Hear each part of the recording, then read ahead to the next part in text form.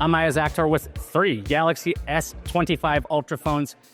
This is Samsung's top-of-the-line Galaxy S device for 2025. It's got a brand new shape. Instead of the old hard corners, this is a Galaxy S23 Ultra.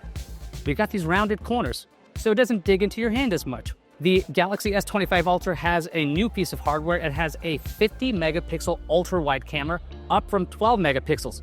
Additionally, all the Samsung S25 phones can shoot in log. So if you want full color control of your video, you now have that. Now, there's not a ton of differences when it comes to certain specs. They all have the same storage, the same battery, same charging speeds. There is something to note about the Galaxy S25 Ultra. It has a 6.9-inch screen, up from 6.8.